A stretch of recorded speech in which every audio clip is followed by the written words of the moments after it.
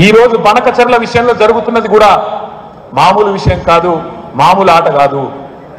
మొన్ననే ఒక కాంగ్రెస్ ఎమ్మెల్యే చెప్పిండు, మీరు చూసే ఉంటారు.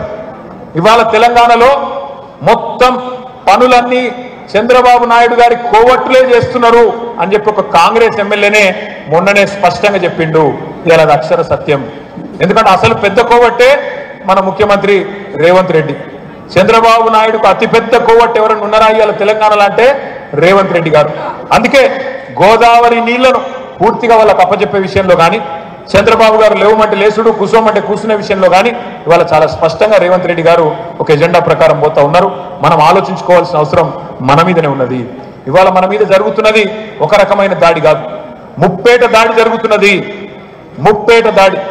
కాంగ్రెస్ ఒకవైపు నుంచి, బీజేపీ మరొక వైపు నుంచి, చంద్రబాబు నాయుడు మరొక వైపు నుంచి, ముగ్గురు కూడా ఇవాళ ఏకమై తెలంగాణ అస్తిత్వానికి గుర్తింపుగా ఉన్న కేసీఆర్ గారిని, గులాబీ జెండాని ఎట్టి పరిస్థితుల్లో లేకుండా చేయాలి, మా ఆటలు ఇక్కడ సాగాలి అంటే ఖచ్చితంగా కేసీఆర్ ను గెలవనియద్దు, ఈ పార్టీని మళ్ళీ గెలవనియద్దు అనే కుట్రపూరితమైన జెండాతో వాళ్ళు పనిచేస్తూ ఉన్నారు. ఇది మనకు అర్థం కానంత కాలం, ఇది మనం అర్థం చేసుకోనంత కాలం, అర్థం చేసుకున్న వాళ్ళం 10 మందికి చెప్పనంత కాలం మనం నష్టపోతూనే ఉంటాం, తెలంగాణ నష్టపోతూనే ఉంటది. ఎక్కడనో ఏపీలో ఏదో రిజర్వాయర్ కడుతున్నారు, మిగులు జలాలు వాడుకుంటున్నారు, మనకేమి ఇబ్బంది అని కొంతమంది అమాయకంగా అడుగుతా ఉన్నారు. పొద్దున హరీష్ రావు గారు చెప్తుంటారు, కానీ నేను ఒక్క మాటలో చెప్తా.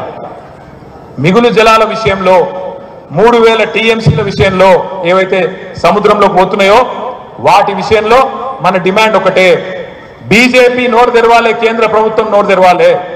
ఆ 3000 టీఎంసీలలో మనకు దామాషా ప్రకారం, క్యాచ్మెంట్ ఏరియా ప్రకారం, అవార్డుల ప్రకారం, గతంలో కేటాయించిన నీటి కేటాయింపుల ప్రకారం 1950 టీఎంసీలు తెలంగాణకి ఇచ్చినాక ఏ ప్రాజెక్టు కట్టుకున్నా మనకు అభ్యంతరం లేదు.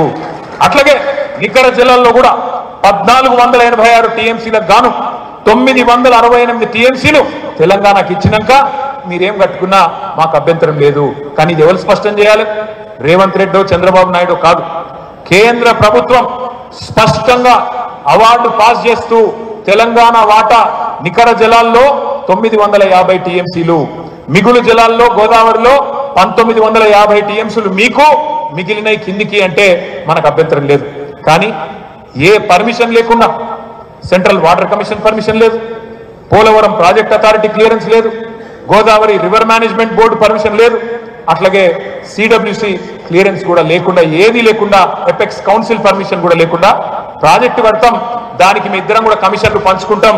అటు చంద్రబాబు నాయుడు గారు, ఇటు రేవంత్ రెడ్డి గారు ఇద్దరు బదులుకొని గోదావరి మీద సర్వ హక్కులు తెలంగాణకు నష్టం చేస్తూ, తెలంగాణ గొంతుకొస్తూ ఇష్టం ఉన్నట్టు పంచుకుంటామంటే మాత్రం చూస్తా ఊరుకోవడానికి మనం సిద్ధంగా లేము. నేను నిజంగా హృదయపూర్వకంగా బీఆర్ఎస్ని అభినందిస్తా ఉన్నా. మీరు గత వారం 10 రోజులుగా ఒక్కొక్క కాలేజీకి పోయి, ఒక్కొక్క స్కూల్కు పోయి బనకచర్ల ప్రాజెక్టు గురించి మీరేదైతే అద్భుతంగా వివరించి విడమర్చి చెప్తున్నారో హృదయపూర్వకంగా నేను మీ అందరికి కూడా అభినందనలు చెప్తా ఉన్నా.